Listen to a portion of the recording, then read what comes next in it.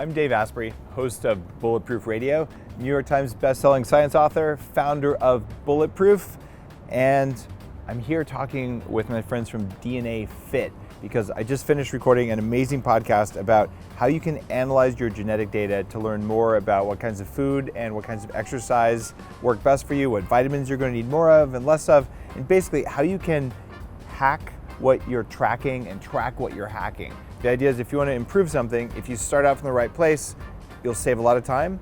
And when you go from there and see what worked based on data, you can save a lot of not just time, but also money. I found a lot of interesting stuff about myself. And I'm here with a multiple time entrepreneur, Avi. And Andrew here is an Olympic medal winning athlete from track and field. Now that we just finished the podcast covering it, just tell me real quickly, what is DNAfit? So DNAfit really is a company that through a simple mouth swab is able to tell you really the best way to eat and the best way to exercise that's ideal for your body using your genetics. And our mission really is to help people stay healthier, live longer, very important, and get the best outcomes from whatever regime they go on in their wellness journey. The reason I think it's important to know these things and that I enjoyed learning from my own DNAfit results is that it includes things like how sensitive your DNA is to cooked meat. One of the things in the Bulletproof Diet that I advise everyone is eat less charred and fried and basically tortured protein. As in if it's been chemically damaged, it tends to have HCAs and PAHs and things that increase your risk of cancer. However, if you're more susceptible because you're a fast metabolizer of toxins, like I am, you should be extra careful about it. And if you're a normal metabolizer or a slow metabolizer and you tolerate that stuff even better, it's not a license to go out and do it. It's like saying, well, smoking is less harmful for you, but if you're going to cheat, like fine, it's not really going to matter this one time, but you might find, if you're like me, that eating that actually affects how you feel the next day. Like you can get muffin top from the burned meat and your friend may not. Doesn't mean it's good for you the 1 year. So stuff like this is important. So I think, where this comes in is like everybody kind of knows what they maybe should or shouldn't, but how do we engage people to make sure what's like the bit for you to focus on, to really be motivated to change without that trial and error which you talked about. You've had the luxury of finding out, let's get this information sooner so we can make those changes for us rather than just for the general average advice. I actually really enjoyed learning all this stuff. For instance, I need more vitamin D than the average person, which would make sense given, well, I have pale skin, I'm Northern European, and I don't get as much sun as I would like because I live in Canada, which is this land of no vitamin D. And a vitamin B need as well is really important. Some people actually get too much B6, and other people have a strong need for it, and I do know my detailed methylation profile things, which show that I would require these things. The need for extra omega-3s.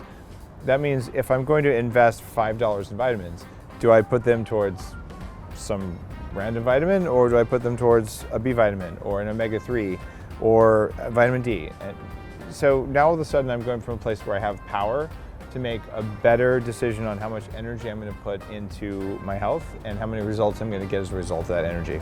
I think what I would say is that we're all kind of built on this interaction between how we're born, like our genetics, and what we do, and those choices we make, the nutrition choices we make, or exercise choices we make.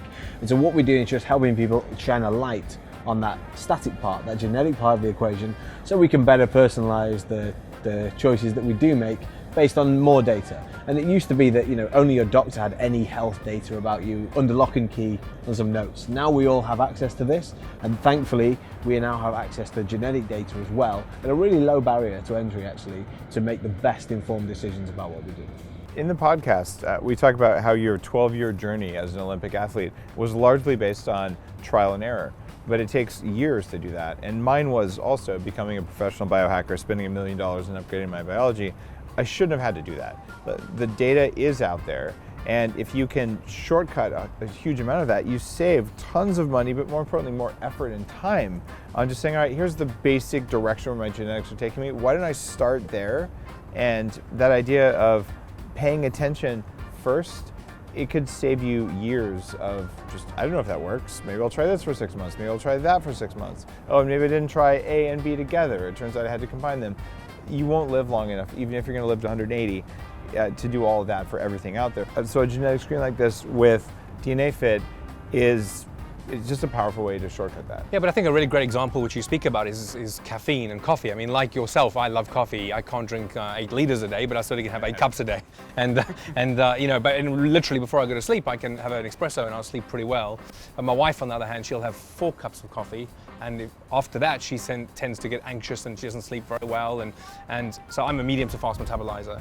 You're a fast metabolizer, she's a slow metabolizer in terms of genetics, and there's research out there that's very well grounded that says, hey, if you're actually a fast metabolizer of caffeine and you have more than 4 cups of coffee a day, it actually improves heart health. It decreases the risk of myocardial infarction, actually. And actually, similarly, my wife, who's a slow metabolizer, if she has more than 4 cups a day, it's actually not so great for heart health. And that's just a small tweak that you can think about in taking action on your daily routine and daily diet.